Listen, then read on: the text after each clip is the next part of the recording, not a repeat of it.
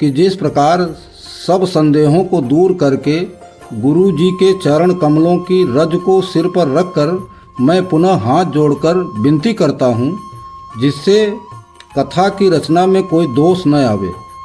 अब मैं आदर पूर्वक श्री शिव जी को सिर नवाकर श्री रामचंद्र जी के गुणों की निर्मल कथा कहता हूँ। श्री हरि के चरणों पर सिर रखकर संवत 1631 में इस कथा का आरंभ करता हूँ। चैत्र मास की 9वीं तिथि मंगलवार को यह चरित्र प्रकाशित हुआ, जिस दिन श्री राम जी का जन्म होता है। वेद कहते हैं कि उस दिन सारे तीर्थ वहाँ चले आते हैं। असुर, नाग, पक्षी, मनुष्य, मुनि और देवता सब अयोध्या में आकर श्री रघुनाथ जी की सेवा करते हैं और बुद्धिमान लोग जन्म महोत्सव का मनाते हैं। सज्जनों के बहुत से समूह उस दिन श्री सरयू जी में स्नान करते हैं और हृदय में सुंदर श्याम शरीर श्री रघुनाथ जी का ध्यान करके जाप करते हैं।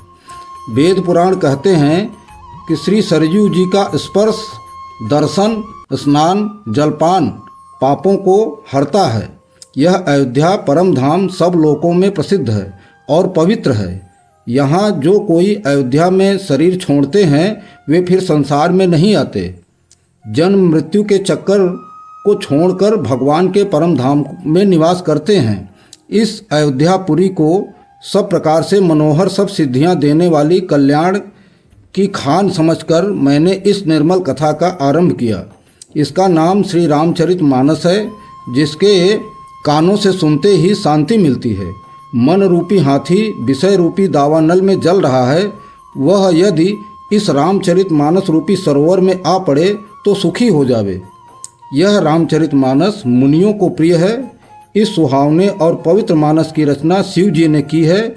यह सभी प्रकार को दोषों को, दुखों, दरिद्रता तथा पापों का नाश करने वाला है। इसे रचकर महादेव ने अपने हृदय में रखा था और सुअवसर पाकर पार्वती जी से कहा और हृदय से ही रामचरितमानस नाम रखा। इसलिए शिव जी की कृपा से तुलसीदास के हृदय में सुंदर बुद्धि का विकास हुआ और रामचरितमानस के कवि हुए।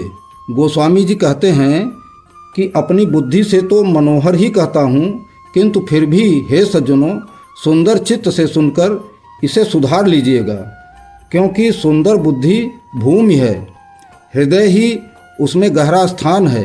वेद पुराण समुद्र हैं और साधु संत मेघ हैं। वे साधु रूपी मेघ श्री राम जी के सुयस रूपी सुंदर, मधुर, मनोहर और मंगलकारी जल की वर्षा करते हैं। इस कथा में बुद्धि से विचार कर जो 4 उत्तम संवाद भुसुंडी, गरुड़, शिव पार्वती, याज्ञवल्क, भरद्वाज और तुलसीदास और संत रचे हैं, वही इस पवित्र और सुंदर सरोवर के 4 मनोहर घाट हैं। 7 कांड ही इस मानस सरोवर की सुंदर 7 सीढ़ियाँ हैं, जो सुंदर छंद, दोहे और सोरठे हैं। वही इसमें बहुरंगे कमलों के समूह सुशोभित हैं और अनुपम अर्थ, सुंदर पराग, मकरंद और सुगंध है। नाना प्रकार से भक्ति का निरूपण और क्षमा, दया तथा दम लताओं के मंडप हैं। कथा में जो रोमांच होता है वही वाटिका बाग और वन निर्मल मन ही माली है, जो प्रेम रूपी जल से सुंदर नेत्रों द्वारा उसको सींचता है। कि जो लोग इस चरित्र को सावधानी से गाते हैं वे ही इस तालाब के चतुर रखवाले हैं, और जो स्त्री पुरुष सदा आदर पूर्वक इसे सुनते हैं वे ही इस सुंदर मानस के देवता हैं। जो अति दुष्ट विषयी हैं वे अभागे कौवे और बगुले हैं, जो इस सरोवर के समीप नहीं आते, क्योंकि यहाँ घोंघे, मेढक, सेवार के विषय रस की नाना कथाएं नहीं हैं। इसी कारण बेचारे कौवे बगुले रूपी विषयी लोग यहाँ आते हुए हृदय से हार मान लेते हैं, क्योंकि घोर कुसंग ही भयानक बुरा रास्ता है। उन कुसंगतियों के वचन ही बाघ, सिंह और सांप हैं। मोह, मद और मान ही बहुत से बीहड़ बन हैं और नाना प्रकार के कुतर्क ही भयानक नदियाँ हैं। जिनके पास श्रद्धा रूपी राह खर्च नहीं है और संतों का साथ नहीं है, और जिनको रघुनाथ जी प्रिय नहीं हैं उनके यह मानस अत्यंत ही अगम है।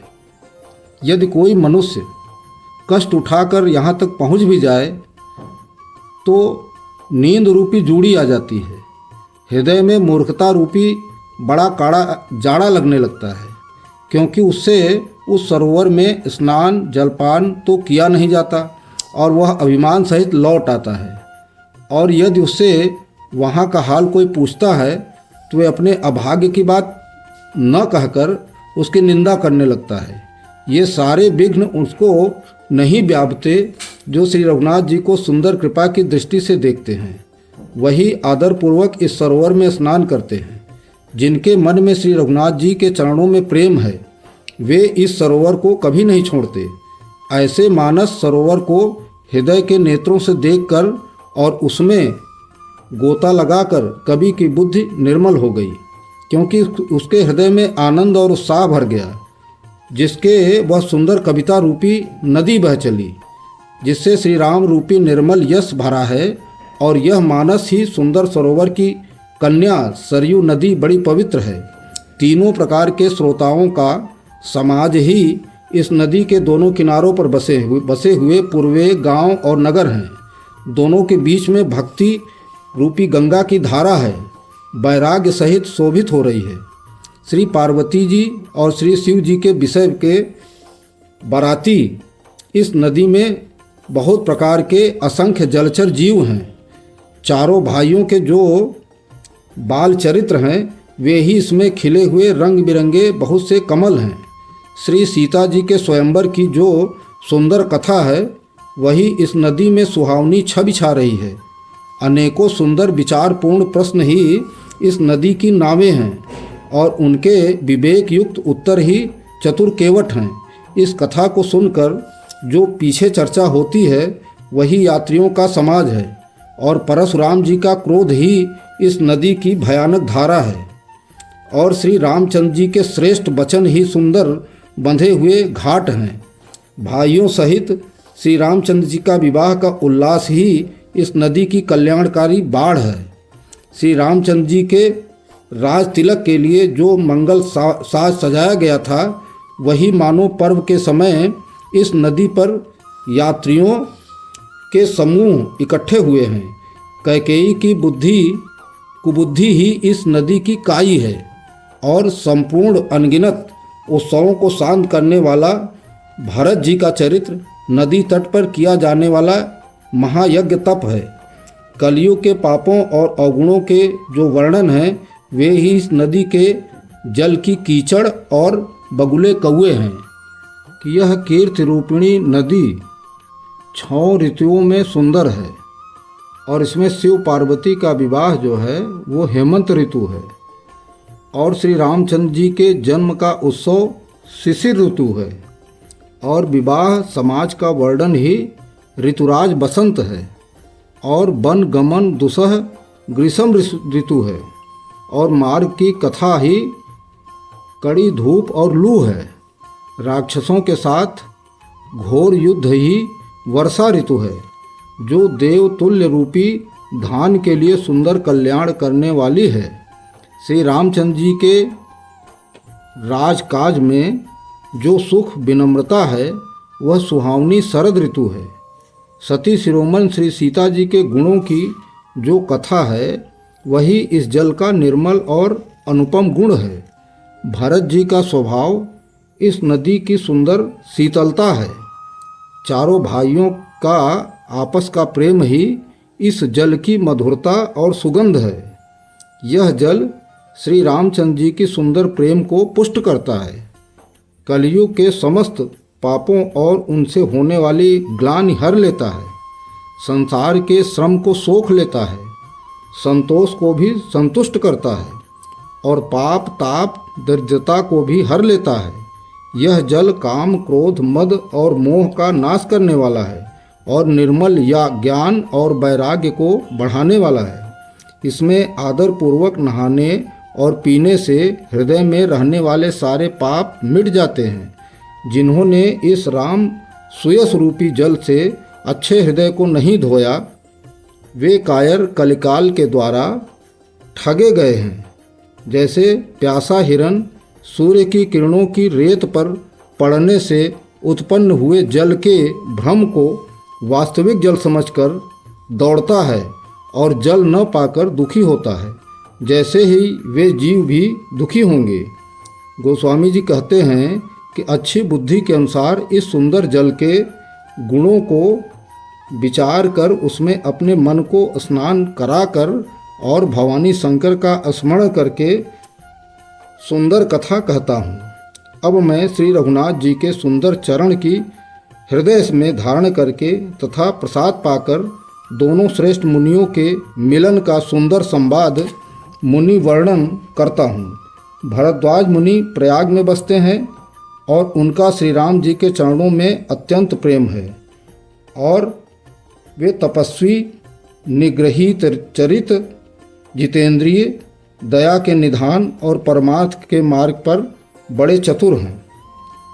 माघ में जब सूर्य मकर राशि में जाते हैं तो सब लोग तीर्थराज प्रयाग में आते हैं।